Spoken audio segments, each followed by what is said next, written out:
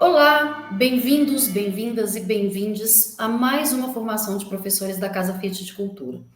A formação de hoje ela é muito especial porque a gente vai tratar de um assunto que é de suma importância a gente abordar dentro de sala de aula, mas abordar de uma maneira leve, de uma maneira divertida, de uma maneira que seja fácil dos nossos alunos assimilarem e absorverem o conteúdo. Mas hoje eu não vou fazer essa apresentação sozinha, a gente está acompanhado com mais duas pessoas, já que a gente está falando de acessibilidade. Nós estamos com o nosso companheiro de sempre, o Hélio Vieira, que é o nosso tradutor, nosso intérprete de Libras. Mas eu vou fazer primeiro a minha autodescrição e depois eu vou passar a bola para a especialista em acessibilidade da Casa Fiat de Cultura, que é a Bárbara Lempe. Eu só esqueci de uma coisa, né? Meu nome é Flávia Salvador, eu sou artista visual e trabalho na Casa Fiat de Cultura com a parte de experimentação artística. Mas hoje a gente vai estar trabalhando acessibilidade e inclusão. Então, eu sou uma mulher clara, de cabelos bem curtos, eu uso um óculos com armação em formato de gatinho, com cor parecida com um marrom, meio claro, meio manchadinho. Tô de batom vermelho, com uma blusa preta, com gola V. Atrás de mim tem só uma parede branca. O Hélio, que é o nosso intérprete, ele é um homem branco, de cabelos curtos, tá com uma camiseta também preta, e atrás dele também tem uma parede branca. A senhorita Bárbara, eu vou deixar que ela se apresente. Então, Bárbara, agora é com você, e eu encontro com você na próxima, no nosso próximo papo, tá ok? Até mais, tchau, tchau. Oi, gente, eu sou a Bárbara, eu sou uma mulher branca, um pouquinho gordinha, mas meu cabelo é claro, e a minha grande característica é que eu só tenho, por enquanto, 48 tatuagens. Meu cabelo é um pouco longo, e eu estou usando uma blusa preta, e eu uso um óculos também de armação vermelha. E atrás de mim tem uma parede com muitos quadros, muitas representações de quadros, e algumas pinturas também. E hoje a gente vai começar a falar um pouquinho, são 2 aulas, e as aulas de hoje vão ser sobre acessibilidade e inclusão. Então a gente começa resumindo, né? A gente vai falar um pouquinho o que é acessibilidade e inclusão, quais são as suas diferenças, o desafio de ver o natural como diferente também. Não, perdão.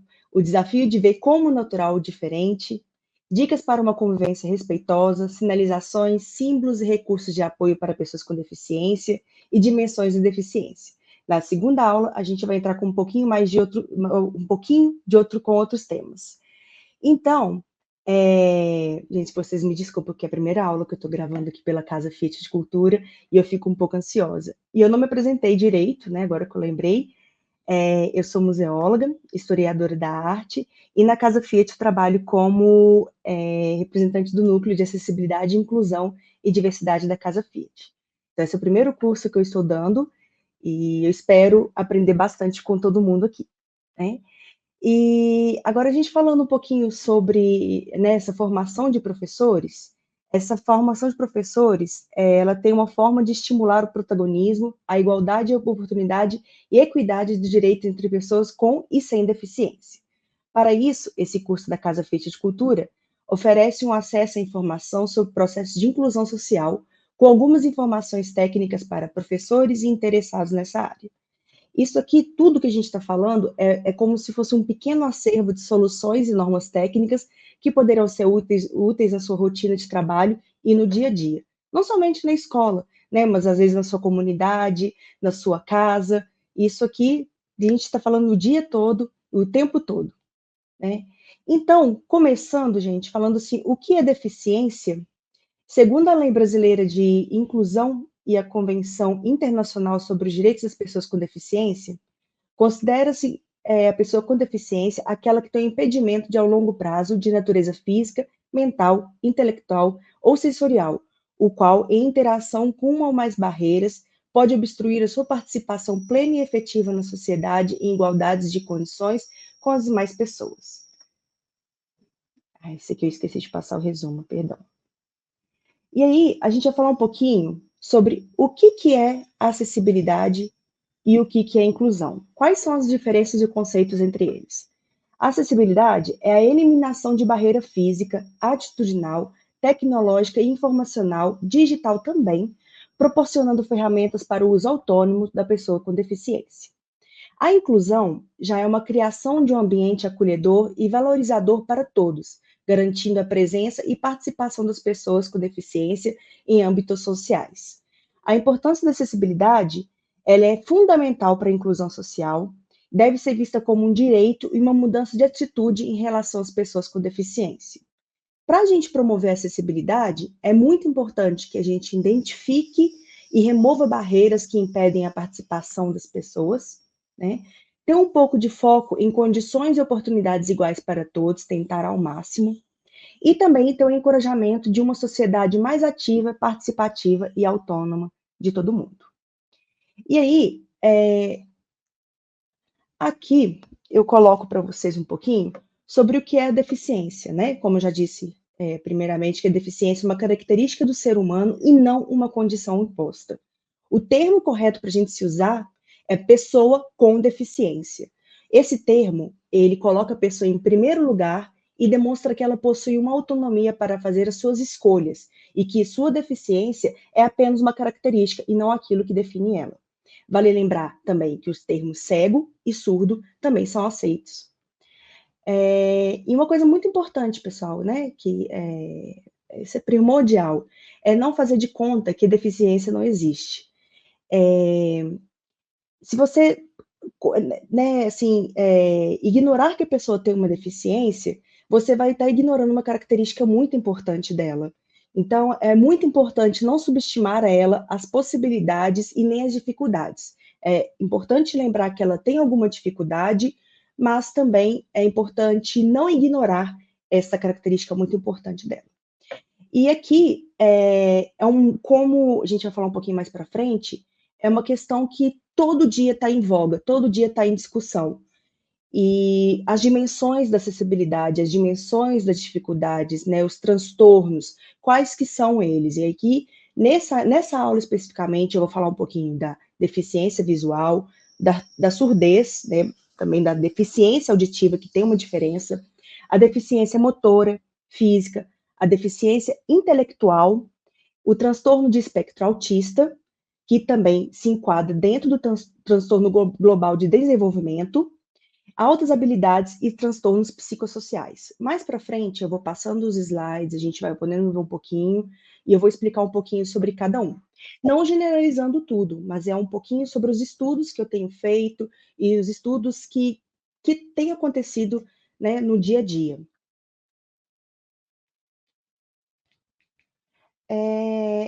Aí, uma coisa que é muito importante para a gente já começar a falar também é sai fora o preconceito, né? Que o preconceito não é a mesma coisa que discriminação. Enquanto o preconceito se refere a atitudes como crenças abstratas, a discriminação descreve ações que podem surgir do preconceito. A sensibilidade apenas da lei ou chamadas políticas públicas não resolve. O maior desafio, que é o preconceito, o maior desafio é o preconceito e o atraso em relação à crença que há uma diferença entre as pessoas. É fundamental abordar a inclusão das pessoas com deficiência, reconhecendo como indivíduos capazes e não como obstáculos de acesso. Suas habilidades superam barreiras e podem fazer contribuições valiosas em áreas como educação, em diversas profissões e até mesmo na ciência.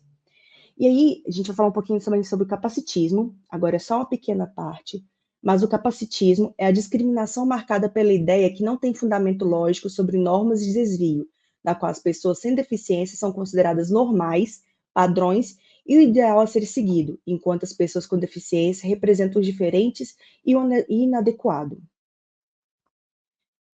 Agora eu vou passar aqui. Muitas coisas para apertar. Esse aqui é só um primeiro slide também, uma primeira parte, que dá uma dica para a gente de como interagir com pessoas com deficiência. Algumas dicas, né, para ter uma convivência respeitosa. O mais fundamental que eu tenho conversado com muitas pessoas com deficiência é sempre que tem, às vezes, uma pessoa cega, uma pessoa surda, muda, geralmente as pessoas se viram para conversar com as pessoas, né, com os intérpretes dela. Mas não, a pessoa está ali também. Tem o intérprete dela, mas tem a pessoa. O fundamental é dirigir-se diretamente à pessoa e não seus acompanhantes ou intérpretes. Se você quiser falar alguma coisa diretamente com ela, você fala diretamente com a pessoa e não com o intérprete. Você não deve ter receio de dizer ou fazer alguma coisa errada. Você tem que agir sempre com naturalidade. Se ocorrer uma situação inusitada, uma situação constrangedora, a melhor maneira que a gente tem é tratar um pouco com delicadeza, pedir uma desculpa, perguntar como você pode conversar, perguntar como você pode tratá-la, ver se está tudo bem. A melhor maneira é a gente agir com naturalidade e essas, né, e sinceridade, essas opções nunca falham. No convívio social ou profissional, não exclua as pessoas com deficiência de qualquer atividade. Deixe que elas decidam se elas podem, se elas querem, ou se, né, se elas gostariam de participar disso tudo, porque geralmente a gente já pega, já coloca a pessoa, já participa, já bota ela, né, sentada. Não, pergunta se ela quer participar, pergunta se ela pode, né? É bom ter a opinião delas também, prezar a opinião delas também. E cada pessoa também tem uma relação diferente com a sua deficiência. É fundamental também que a gente procure conversar, né, saber os limites, saber o que ela pode, saber o que ela não pode fazer. E né, a gente tem que entender como ela prefere ser tratada. Isso é uma forma muito, muito boa também de demonstrar respeito, né, pela pessoa. E a pessoa com deficiência é uma nomenclatura mundialmente aceita. Hoje, a gente já não pode mais falar como PNE, que é portador de necessidade especial, ou então deficiente, aleijado, inválido, excepcional, retardado, pessoa especial. Isso não se usa, não mesmo.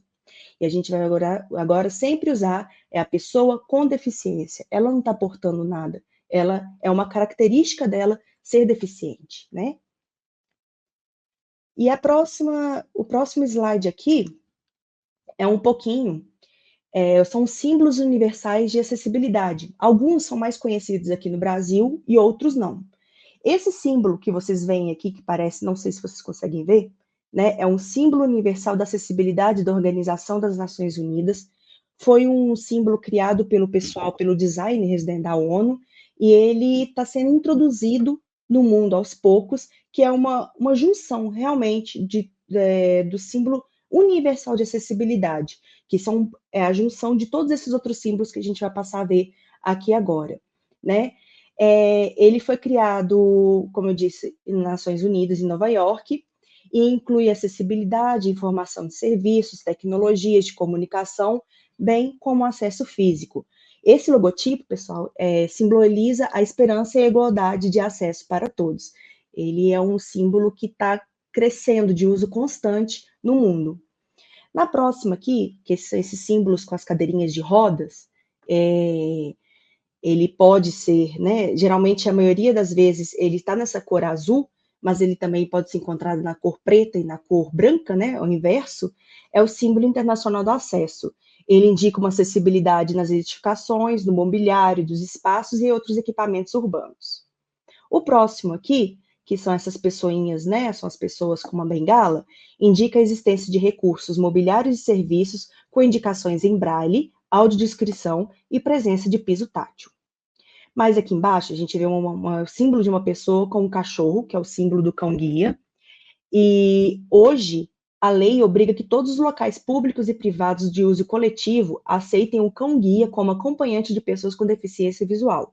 Esse símbolo mostra que esse local ele está apto para receber o cão-guia como acompanhante.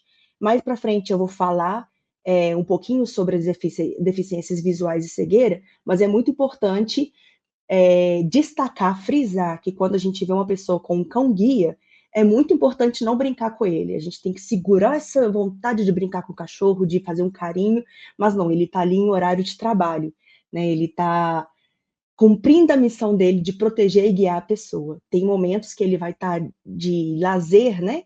E a gente vai poder brincar com ele mediante a autorização, né, do dono, vamos dizer assim, né, do companheiro dessa pessoa também. Mais para frente, a gente está vendo um símbolo aqui, AD, que é o símbolo da audiodescrição.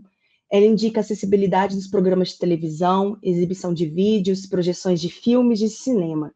Ela é fornecida por uma pessoa, né? Por um descritor de áudio treinado. São pessoas que se especializam realmente em audiodescrição. A gente consegue ver em filmes, em museus, por exemplo, na Casa Fiat, a gente tem esse programa de fazer audiodescrições das obras, dos espaços, e isso está tudo disponível no site da Casa Fiat.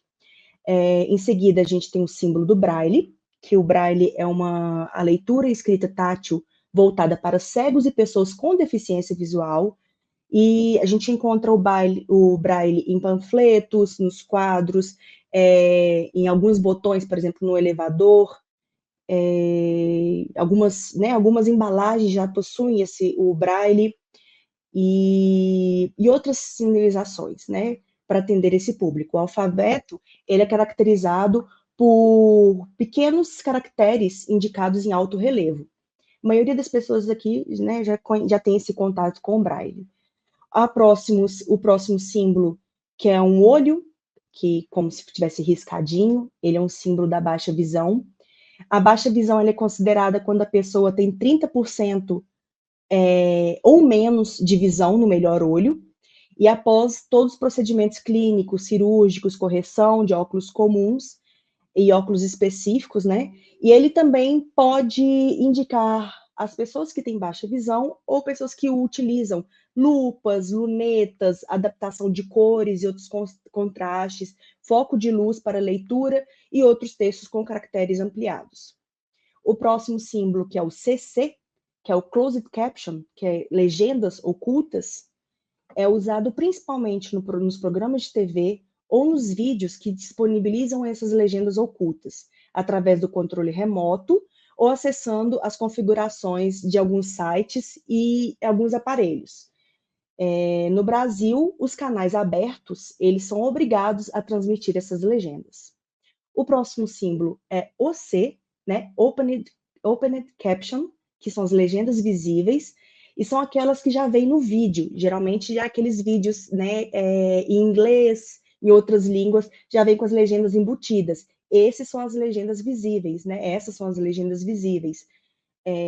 E elas não podem ser desativadas através dos botões e outros recursos. Ela é possível encontrar em filmes nacionais, né, em língua portuguesa, com sessões voltadas para deficientes auditivos e, se você prestar bem atenção, a gente lembrar, tem também nas propagandas políticas e até mesmo em alguns comerciais. O próximo símbolo, que é uma bengala, é uma bengala que indica a pessoa que ela é surdo e cega, que é uma incapacidade total ou parcial da visão, e é simultâneo, né? E o próximo também é um símbolo de uma pessoa surdo-cega, que esse a gente costuma ver um pouquinho menos, mas indica a mesma coisa, que são as pessoas que têm capacidade total ou parcial da audição e da visão. No próximo slide, tem mais alguns símbolos, esses são os mais comuns. Temos aqui a deficiência auditiva, né, que é o símbolo, o primeiro, aqui é utilizado para indicar que alguns locais possuem acessibilidade para surdos e pessoas com deficiência auditiva. O próximo é o símbolo da telebobina, que é um aro magnético. Não sei se vocês já viram algumas pessoas que têm um implante coclear aqui, né, na cabeça. E a telebobina, ela é um sistema de aro magnético instalado, também conhecido como chave T, e ela tem um objetivo de melhorar a audição em ambientes barulhentos e de escutas bem difíceis. Normalmente, esse aparelho ele escuta com o seu microfone e amplifica aquilo que ele ouve. Mas essa telebobina, né, é usada como uma fonte de entrada e, além do microfone, o aparelho auditivo pode ouvir um sinal magnético que representa o som. Então, assim, né, como eu disse, é um implante coclear, é uma palavra um pouco difícil, mas coclear, e fones com indução magnética. O próximo né, que é um ouvido aqui, um símbolo da orelha com a audição assistida, que ela indica que há alguma forma de tecnologia que fornece acessibilidade, seja na forma do sistema FM, que é o de rádio, ou alguma outra opção que transmita o som diretamente para o aparelho do usuário. Tem alguns lugares aqui, eu, por exemplo, nunca vi, mas eu sei que alguns lugares fora do Brasil já tem alguns museus, alguns, né, shoppings, que você já entra e já tem, pelo seu aparelho, você já consegue conectar com a rádio, né, com o sistema desses lugares e você já tem acesso à audiodescrição diretamente no seu aparelho. O próximo é o telefone para surdos. Muita gente me pergunta como é que funciona o telefone para surdos. O telefone para surdos ele é um telefone comum, mas ele é acoplado, né, ele tá junto de um aparelho de teletexto. Então, a pessoa surda tira o telefone do gancho, ela acopla, né, um aparelho de teletexto e disca para a operadora de telefonia, né, que são várias, e aí a pessoa, tem uma pessoa do outro lado da atendente, né, o atendente de telefonia, ela atende e faz o serviço que ela intermedia entre o deficiente auditivo e uma pessoa ouvinte. Alguns telefones têm muitos outros recursos, como uma secretária eletrônica embutida, uma luz intermitente, né, como a gente, né, as pessoas não ouvem, tem uma luz que pisca, ou então ela vibra, dependendo, para chamadas recebidas, e até mesmo tem alguns telefones que tem uma tela maior para você conseguir, né, para a pessoa surda, conseguir ler a mensagem que está sendo passada. Que mais? Aqui é a proteção de ouvido obrigatória, porque tem alguns lugares, né, que são barulhos muito altos, e até mesmo, né, para pessoa com alguma sensibilidade, hipersensibilidade, já avisa que é bom ela colocar. O outro símbolo é o intérprete de Libras. Oi, Hélio, né? O que o Hélio está fazendo para gente. A deficiência, aí o próximo aqui, né? Que é uma cabecinha com o cérebro, é o símbolo da deficiência intelectual, que representa a existência de recursos que tornam o local acessível para as pessoas, como uma sinalização clara, simples, com um atendimento especial, né? E o outro que é uma plaquinha que quase eu mesma também nunca vi aqui, mas é o símbolo do nanismo, que representa a existência de recursos que tornam um local acessível para pessoas com nanismo. O outro símbolo é um símbolo muito especial também, que é o símbolo da pessoa ostomizada. O que é uma pessoa ostomizada? É uma pessoa que passou por uma cirurgia para criar alguma abertura no corpo, que é chamado de estoma, para a saída, né, de fezes, alimentação, respiração, para ela se alimentar ou para ela respirar, ou até mesmo para urinar. Né? É um procedimento cirúrgico que cria esse acesso entre os órgãos internos e o meio externo, que a condição pode ser ela temporária ou permanente, e o paciente ostomizado é considerado uma pessoa com deficiência física. Então, geralmente, esses lugares que tem esse símbolo né, da pessoa ostomizada, tem algum recurso para atender essa pessoa, né, um ambiente reservado para onde que ela possa se limpar, se alimentar e por aí vai. E as outras plaquinhas a gente tem mais convívio com elas aqui, que é o cordãozinho do transtorno do espectro autista, que é o símbolo do quebra-cabeça, mais para frente também vou falar. A próxima também é o do idoso, que a gente costuma ver em vagas de estacionamento, né? Ou então, assim, que oferece recursos para pessoas idosas sentarem, pessoa com criança de colo, uma pessoa obesa, mobilidade reduzida. E esse outro símbolo que é redondinho, que é um círculo, é o símbolo internacional da diabetes, que é o tipo 1, que é uma coisa que está sendo introduzida também, eu estou vendo aos poucos chegando aqui no Brasil. E o próximo símbolo é o da deficiência, né, da dislexia e o transtorno de espectro autista também. Tem um pouquinho de diferença. Vamos passar aqui. Opa, perdão. E como eu disse anteriormente sobre esses cordões, né, de identificação, esse cordão aqui no Brasil, ele é opcional, e a ausência dele, você usando ou não, ele não prejudica os direitos e garantias previstos em lei, né, no caso do Brasil. Quem usa precisa apresentar um documento que comprova a deficiência, caso seja solicitado. E os cordões, tem muita gente que me pergunta, para que serve, o que significa cada um, eu coloquei uma legendinha aqui, um exemplinho aqui. O cordão do girassol, que ele identifica deficiência oculta, geralmente a gente conhece mais para autismo, né? Mas ele serve para caracterizar deficiências ocultas, que não podem ser percebidas de imediato. Então, são mais de 900 doenças e condições que estão listadas nesse tipo de condições ocultas, né? E alguns exemplos, por exemplo, né? Algum exemplo, como autismo, deficiência cognitiva, diabetes, doença cardíaca, doença de Parkinson, câncer e entre outras. Então, ela é como se fosse um aviso para as pessoas que você tem alguma deficiência oculta, né? Quando você usa esse cordão.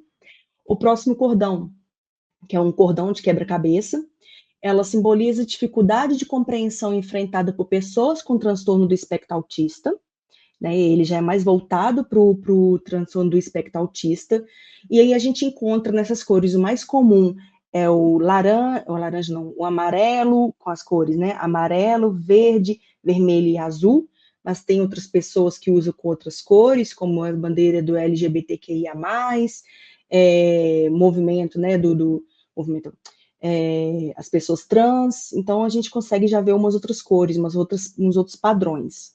O cordão com símbolo do infinito, ele é usado também por pessoas com dislexia, como pessoas também do transtorno do espectro autista e outras condições neurodivergentes. E esse próximo cordão é um cordão que aqui também eu nunca vi, mas é um cordão que eu vejo que as pessoas têm muito carinho por ele também lá fora, que é um cordão com símbolos das mãos, que simboliza as características das mãos com as pessoas que têm a síndrome de Down. Elas têm, né, a mão um pouquinho diferente, e ela tem mais por visibilidade, tem mais por intuito dar visibilidade ao tema, né, a síndrome de Down, reduzindo a origem do preconceito a esta alteração genética.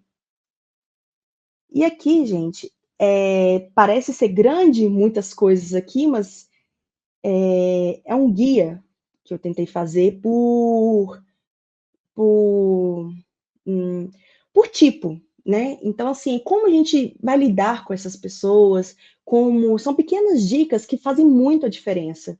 Todas essas dicas que eu vou passar aqui foram diretamente ouvidas, né? Ouvi por pessoas diretamente que são cegas, com deficientes visuais, auditivos, e autistas, muitos estudos e outras leituras também.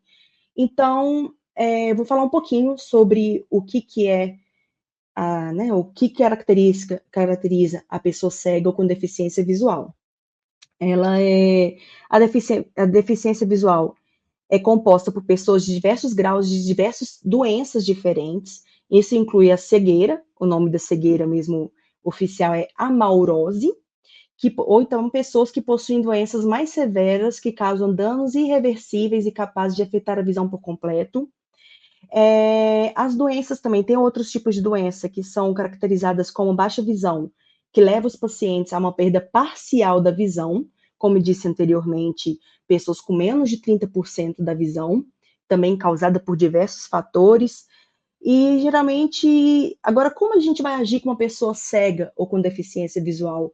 A coisa mais importante, gente, primeiro, se você está no mesmo ambiente que ela, algumas pessoas não conseguem ouvir, né? Muita gente, não sabe quantas pessoas estão próximas, às vezes a gente está numa sala de aula, às vezes a gente está numa palestra. A coisa mais importante de se fazer é você se identificar. Falar assim, olha, fulano, cheguei, meu nome é Bárbara, eu sou de tal, tal, tal forma, e eu estou falando, né, com você. Você aceita alguma ajuda? E, se necessário, né, você guia a pessoa. E a gente fica sem saber se pega na mão da pessoa, se pega no braço. E o mais indicado por eles quando eu converso, né, e uma coisa que eu faço bastante, é oferecer o meu antebraço, né? O ombro, algumas pessoas acham muito difícil, né, sentir a nossa direção quando pega pelo ombro, então o mais fácil é você oferecer o seu antebraço para você ir guiando, que aí ela consegue sentir o sentido, né, que para você está indo. E é sempre bom avisar a pessoa que tem um degrau ali na frente, uma escada rolante, o piso está mais escorregadio, instável, se tem algum obstáculo, isso é essencial. Como eu disse antes também, se a pessoa tiver um cão-guia, não é bom brincar com ele, não nesse momento que ele está trabalhando.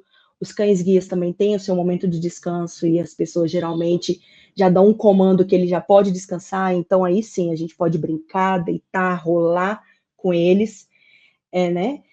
E eu vejo muitas pessoas, como a gente trabalha ali perto da região da Praça da Liberdade, tem muitas pessoas cegas, né? As pessoas, e também no centro de Belo Horizonte, tem muitas pessoas cegas ou deficientes visuais que querem atravessar a rua. E aí a gente às vezes já chega já colocando a mão, já vai perguntando, mas a melhor coisa que tem a se fazer é você perguntar se ela quer alguma ajuda para atravessar a rua, né? Às vezes a pessoa está ali ok, já está com né, os passos calculados na cabeça, já sabe mais ou menos a quantidade de passos, a quantidade, né, de quilômetros, metros que ela precisa andar. Mas caso a pessoa queira uma ajuda, você sempre tenta atravessar em linha reta, porque às vezes a nossa tendência é fazer uma diagonal, né? Atravessar a rua em diagonal e isso desorienta a pessoa. Então, o mais fácil é você oferecer ajuda, oferecer seu antebraço e andar em linha reta. Se tiver um trânsito, a gente pode falar, ó, tô desviando, mas tenta deixar, assim que você atravessar, né, deixar ela num ponto que estava mais próximo da reta, né? Por assim dizer. E deixa eu ver. Agora, uma outra coisa também que quando a pessoa quer se sentar, eu já vi algumas pessoas também que meio que empurra a pessoa quando vai sentar na cadeira, isso não é nada legal, né? Então, assim, quando a pessoa cega quer se sentar, é bom você guiá-la até a cadeira, encostar a mão dela no encosto da cadeira e deixe que ela sinta, né? Deixe que ela sente-se sozinha, para ela ter realmente esse controle. E não tem problema, pela maioria dos cegos que eu já conversei né, em leituras, não tem problema a gente falar palavras como veja, olha. As pessoas cegas já estão acostumadas, elas já agem com naturalidade. E aí, quando a gente estiver indo embora também, né, seguindo o nosso caminho, é sempre bom falar que a gente está se afastando. Às vezes a pessoa não pode perceber a nossa saída. E aqui, gente, tem um exemplo. São 3 tipos de bengalas que muitas das vezes a gente não percebe que tem cores diferentes, tem formas diferentes da bengala, e a bengala, a cor dela pode significar muita coisa. Então, quando a bengala é totalmente branca, que é uma pessoa cega, né, ela é completamente cega, a bengala verde, com a cor esverdeada, representa uma pessoa que tem baixa visão, e a cor que é branca, né, intercalada com faixinhas brancas, vermelhas, branca, né, branco, vermelho, branco, significa que é uma pessoa cega, perdão, uma pessoa cega e surda. Então, eles estão tentando introduzir isso mais no dia a dia aqui no Brasil e no mundo, para justamente a gente já olhar e saber identificar qual que é o tipo de cegueira, né, ou a deficiência visual da pessoa. A próxima aqui são pessoas com deficiência física e motora. O mais importante é falar que quando, às vezes, a pessoa está na cadeira de rodas ou tem alguma outra dificuldade de locomoção, elas geralmente estão sentadas, né, na cadeira, e o que é muito incômodo para elas, às vezes, a gente ficar muito tempo conversando, a pessoa ficar com o pescoço assim para cima, olhando e conversando, isso cansa, né? Provoca dor. É a mesma coisa a gente ficar na mesma posição parada por muito tempo. Então, sendo assim, se a gente for conversar por mais de alguns minutos com algumas pessoas, é bom a gente se sentar, ficar no mesmo nível, olho no olho, né? Por que não? Para ter uma conversa melhor, ninguém sentir dor no pescoço e a conversa flui do jeito que precisa ser. E uma coisa que é muito importante também é avisar, falar que a cadeira de roda, as bengalas, as muletas, os andadores são consideradas parte do espaço corporal dessa pessoa, que é quase a extensão mesmo, né, do corpo. E é muito importante frisar que não é bom, não é legal agarrar, se apoiar na cadeira de roda, colocar as mãos no braço. É sempre bom respeitar esse espaço, né? Afinal de contas, é um instrumento que auxilia as pessoas. E é muito bom também você não pegar, e tem gente que geralmente para não tropeçar, pega e coloca no outro canto. Não, deixa com a pessoa ali, não vai fazer mal para ninguém, né? Outra coisa também que é muito importante, não é movimentar a cadeira de roda sem antes permitir, né? Ter a permissão da pessoa. E é muito importante a gente conduzir a pessoa com cuidado, prestar atenção se tem outras pessoas na sua frente, se tem alguma barreira arquitetônica, se tem algum outro objeto. E é sempre muito bom a gente prestar atenção no entorno também da pessoa, não somente o lugar para a gente que está indo, a direção que está indo, mas é bom prestar atenção no entorno dela. E para subir a escada, geralmente, né, para subir os degraus, é muito bom a gente inclinar a cadeira para trás e levantar as rodinhas da frente, apoiar para sobre a elevação, para a gente subindo aos pouquinhos. E para descer o degrau, é mais seguro fazer de marcha ré, né, pessoas de costas, sempre andando, sempre apoiando para que a pessoa desça, para que a descida dela, né, seja muito tranquila.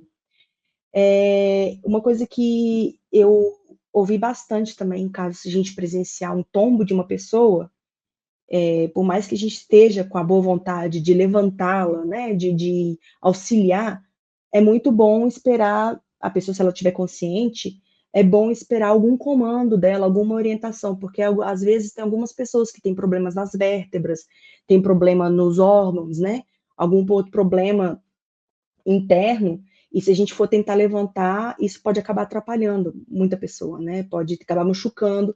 Então é sempre bom, se a gente vê que alguém caiu, aconteceu alguma coisa, a gente perguntar para ela qual é a melhor maneira de fazer, né? De levantá-la, de colocar de novo na cadeira. E como eu também disse com as pessoas cegas com deficiência visual, a gente não precisa preocupar muito com o termo andar, correr. As pessoas também usam naturalmente. E uma diferença que eu acho importante destacar também, que a paralisia cerebral e a deficiência cognitiva ou intelectual não são a mesma coisa. É bem amplo para falar, mas melhor coisa para se dizer, né? Acho que tem aqui a paralisia cerebral e deficiência cognitiva ou intelectual não são a mesma coisa. O próximo slide, que são pessoas surdas ou com deficiência auditiva, que tem aquela história, né, que nem todo surdo é mudo, mas algumas pessoas também surdas não falam porque não aprenderam a falar, muitas fazem a leitura labial, outras usam a língua brasileira de sinais, conhecida como Libras, a UL aí de novo, né? E quando a gente quiser falar com alguma pessoa surda, se ela não estiver prestando atenção na gente, né? Acena para ela, dá um toque leve, porque tem gente que já vai e bate, né? Já bate às vezes no rosto, vira o rosto. Isso não é nada legal, gente. É sempre bom respeitar o espaço do outro. E aí, quando você estiver conversando com essa pessoa, fale de maneira clara, usar um tom de voz normal, a não ser que a pessoa peça para você falar mais alto, porque a gente tem essa tendência, às vezes, de falar com pessoas cegas ou, né, surdas, mudas, a gente aumenta o tom de voz e faz um exagero, não precisa, né? Vamos com calma, às vezes a pessoa vai pedir para falar, fala mais alto. Então, depende de cada caso, é um caso. E aí é bom falar também diretamente com ela, não de lado ou de trás. Sempre faça com que sempre a nossa boca esteja visível e não é bom também falar contra a luz ou ambientes muito escuros. E uma coisa que eu percebi também com o andar dos anos, se você souber alguma linguagem de sinais, é sempre bom tentar usar. A pessoa surda, se ela tiver alguma dificuldade, ela vai falar que não entendeu, mas de modo geral, tem uma satisfação muito grande das pessoas, né? Ver que você está tentando se comunicar com ela. Isso é muito legal. Isso é a mesma coisa a mesma coisa de a gente tentar conversar com uma pessoa em inglês ou italiano, né? Eu acho que a pessoa se sente satisfeita quando você tenta, você se esforça para falar né, que nem ela. Uma coisa muito legal também seja expressivo ao falar, né? As pessoas surdas, elas podem ou não ouvir, assim, as mudanças de tom de voz, que indica os nossos sentimentos ou expressões faciais. O gesto e o movimento pode ser uma excelente condição daquilo que você quer dizer. Então, assim, é bom se expressar. E é uma coisa bacana também que quando você estiver conversando com uma pessoa surda e muda, tentar sempre manter um contato visual, porque às vezes a gente dá aquele desvio, ou então fica falando para alguma outra direção, pode indicar que você terminou de falar com ela e a pessoa vai ficar sem entender. Ou então mesmo vai virar e vai continuar fazendo o que ela estava fazendo, né? E uma coisa também que é importante falar, que nem sempre a pessoa surda tem uma boa dicção. E se você tiver dificuldade para compreender o que ela está falando, não tenha vergonha de pedir para ela se repetir. Caso não der certo, hoje em dia a gente tem um celular, tem um bilhetinho, tem um caderno para a gente tentar escrever. Acho que a comunicação, a tentativa de comunicação é sempre válida. E uma coisa que é muito importante também, se a pessoa estiver acompanhada de um intérprete, não fala só para o intérprete, a pessoa está aqui na sua frente, o intérprete está só ali fazendo o trabalho de se comunicar, né, de interpretar, de conversar, né, assim, não é importante a gente não ficar só virada para o intérprete, que é a mesma coisa também para os cegos. Opa, aqui, esse próximo slide é para pessoas com deficiência intelectual. Quando a gente vê uma pessoa com alguma deficiência intelectual, geralmente a gente fica com receio, de não sabe como fala, como não somente nessa situação, em outra situação também é sempre tratar com respeito e alguma consideração. A gente tem uma mania as pessoas têm uma mania talvez de infantilizar as pessoas. E você só infantiliza, na verdade, se ela for uma criança. Você trata ela, se ela for criança, trate-a como criança, né? Trata a pessoa de acordo com a idade dela. Se ela for um adulto, trate como um adulto. Se ela for um idoso, trata ela como um idoso. Que a gente tem essa mania de infantilizar as pessoas com deficiência intelectual. É muito bacana também a gente cumprimentar, despedir-se normalmente, como faria com qualquer pessoa. Geralmente as pessoas gostam muito de ter atenção, conversar, gentileza. Acho que isso é uma coisa universal. A gente não faz só com um tipo de pessoa, uma certa, né, alguém específico. Isso é universal. E é muito importante também que a gente não superproteja essa pessoa, que às vezes por conta, né, da dificuldade de locomoção, das dificuldades que ela tem, a gente pode tentar fazer alguma coisa por ela, super proteger, né, pegar alguma coisa para ela, não deixa a pessoa ter autonomia. Isso é muito legal, né? A gente não subestimar a inteligência, não subestimar a capacidade dela, enquanto, né, assim, caso ela consiga fazer as coisas. E a deficiência intelectual não deve ser confundida com a doença mental.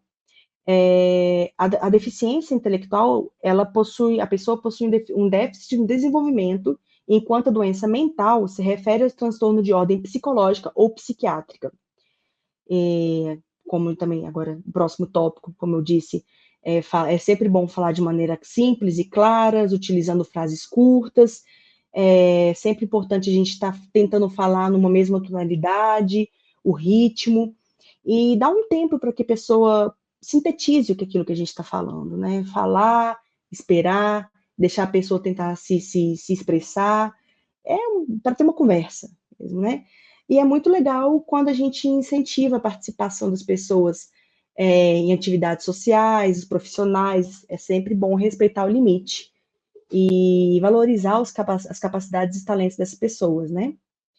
O que mais? Agora, as pessoas com transtornos globais de desenvolvimento, conhecido como TGH, é um grupo de 5 condições que envolve as dificuldades de comunicação e comportamento. Essas condições, ela altera a forma comum de conectar as pessoas, né, com as ideias, os pensamentos e as falas dela. E não existe uma maneira pior ou melhor do que esse desenvolvimento desse transtorno global. Em alguns casos, cada caso é um caso. Por isso que eu penso que o símbolo, né, do transtorno do espectro autista seja um quebra-cabeça, porque cada caso é um quebra-cabeça que é diferente daquele padrão. E dessa forma aí a gente precisa entender como é que são essas peças e quais são as peças corretas que envolve cada um desses tipos para que a gente possa ajudá-lo a ajudar, né, as pessoas a se desenvolverem, a se estruturarem. Esses transtornos globais são conhecidos, né, como 5. O primeiro é o espectro autista, eu vou ter um slide falando só sobre isso também, que é um distúrbio do neurodesenvolvimento. A síndrome de Rett, que é uma questão genética, também caracterizada como uma desaceleração do desenvolvimento da criança por volta pelo primeiro ano de vida dela. A psicose infantil, que é delírios e alucinações, tudo isso também que afeta o desenvolvimento da criança. A síndrome de Asperger, que é conhecido também como autismo nível 1, apresenta uma dificuldade da comunicação e de interação social, e a síndrome de Kanner, que é uma forma mais severa do transtorno do espectro autista e é conhecida como autismo clássico. Aí, já nesse próximo slide, já é um pouquinho sobre a pessoa com transtorno de espectro autista, que eu acho que é um pouquinho mais conhecida. Mas antes eu vou beber um pouquinho de água. Obrigada. Ela é fundamental, né, para a gente entender como é que funciona uma pessoa com transtorno de espectro autista, ela é única, né? Cada pessoa tem o seu desafio, cada uma tem a sua habilidade, e assim como acho que serve para outras deficiências e outras condições, a gente tem que tentar entender a pessoa como um indivíduo, não como a condição dela, né? Que é uma coisa que eu venho frisando bastante. E é muito bom a gente usar uma linguagem simples, direta, evitar um sarcasmo, uma metáfora. A pessoa, às vezes, pode não entender, pode ser mal interpretado. E aí, uma coisa que também eu percebi com muitas pessoas que eu tenho conversado, com crianças, né, o pessoal se sente, às vezes, mais confortável quando tem alguma rotina. A previsibilidade é uma coisa que ajuda a manter a ansiedade, né? Manter não, reduzir a ansiedade dessas pessoas. E a gente tem que estar sempre prestar atenção nas condições, né? Que é a possíveis hipersensibilidades ou hipossensibilidades. O que é uma hipossensibilidade? A hipossensibilidade é quando o autista coloca sempre seu corpo no movimento que é atraído pela sensação que é causada, por exemplo, né, aquelas pessoas que fazem alguns vezes movimento, às vezes tem movimentos repetitivos, e a gente às vezes tem que prestar atenção que tem alguns desses movimentos que podem causar mal para a própria pessoa. Tem algumas pessoas que gostam de se bater, né? Então a gente tem que estar atento a esses detalhes.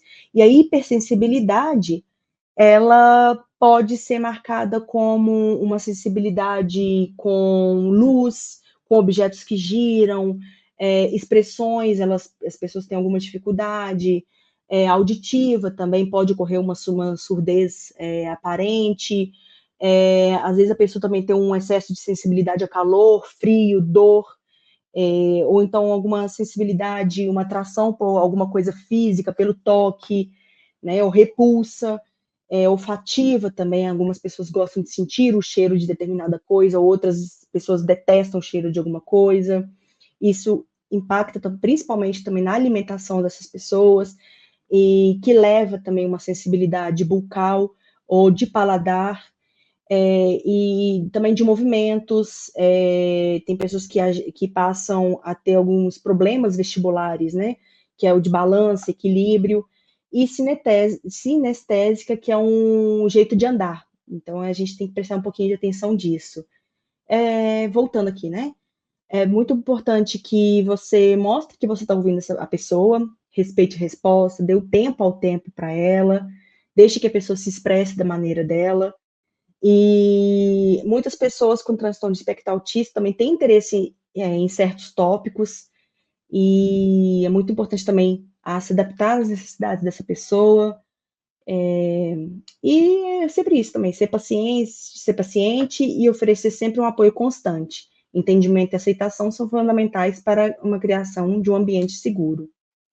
O próximo slide é um pouquinho também sobre as pessoas com transtornos psicossociais. A gente conhece ela mais como doenças do trabalho, né, doenças do século XXI, que é uma coisa que está muito presente, como burnout, depressão, ansiedade, toque. Ela, é, as deficiências psicossociais são sequelas de transtornos mentais, e geralmente elas são reconhecidas através de avaliação, né? Quando o psiquiatra ou psicólogo já faz um laudo, né, da condição da pessoa, e nem todo transtorno mental é uma deficiência psicossocial. E o importante, como eu disse, todos os outros slides, é sempre como a gente vai agir com essas pessoas, né? Com todos. A gente está sempre disposto a agir, ouvir sem julgamento, escutar é uma coisa que pode ouvir as experiências dela, pode uma coisa que pode acalmar a pessoa, se ela se sentir abraçada, né? Ajuda na criação de um ambiente seguro. É muito importante falar sobre sentimentos, preocupação, necessidade. Isso vai criando um vínculo de identificação e confiança com essas pessoas também. E é muito importante respeitar a forma de organização das atividades diárias, né, de como as pessoas buscam recursos. Isso vai criando um vínculo e uma rotina, né? E é sempre bom você conhecer uma pessoa, né, com transtorno psicossocial. A ajuda de um profissional é essencial, né, com aconselhamento, com remédios, e essas pessoas tudo têm as ferramentas específicas, né, para esses desafios. O próximo slide trata de pessoas com altas habilidades, que a gente conhece também como superdotado. É não é uma condição, né, mas ela se envolve ela está presente em maioria das escolas, faculdades, no nosso dia a dia também tem ganhado bastante destaque, que ela também é chamada de superdotação, mas a gente às vezes pode ter algumas ideias equivocadas, principalmente por tratarmos as pessoas como gênios, né, com desempenho extraordinário em alguma área específica do conhecimento. Esse tipo de conhecimento, eu acho, né, que ele precisa de uma atenção, as pessoas precisam saber lidar com isso também, porque às vezes a gente coloca uma expectativa muito grande sobre as pessoas, sobre essas crianças, é uma pressão muito grande, porque, né, da pessoa estar sendo um pouco mais desenvolvida, então a gente tem que se atentar a isso, não cobrar muito, e também cuidar, além de desenvolver a capacidade das pessoas que têm as formas, né, de demonstrar a sua superdotação, a gente tem que ter uma sensibilidade de cuidar da pessoa dela, como uma pessoa por dentro. E aí, as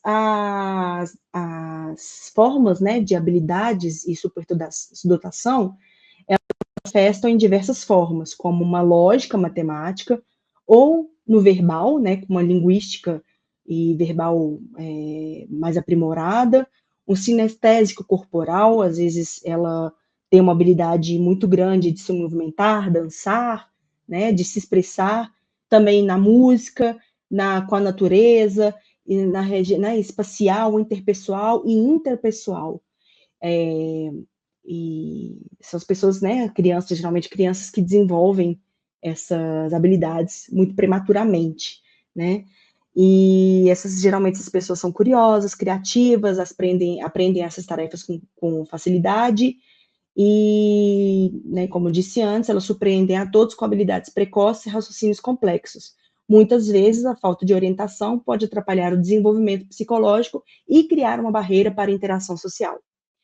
E, como, né, é importante frisar também que no contexto escolar, elas precisam ser estimuladas para que seu potencial não seja desperdiçado, mas também precisam de cuidados para não desenvolver problemas de relacionamento devido à pressão ou exposição sofrida pela escola ou familiar, né? Desse modo, é imprescindível conhecer e ter uma forma de tratamento com essas crianças, com essas pessoas. E aqui, gente, a gente já está chegando no finalzinho da aula, da primeira parte, né? Espero, muito detalhe, muita coisa, mas eu espero ter ajudado bastante. E a segunda parte da aula a gente vai falar um pouquinho também sobre capacitismo, sobre algumas atividades. A Flávia também vai propor algumas atividades e algumas reflexões para serem usadas na sala de aula e além também, né? Mas, no mais, muito obrigada. E qualquer coisa, estou aí, pode só me chamar, tá bom? Tchau, tchau.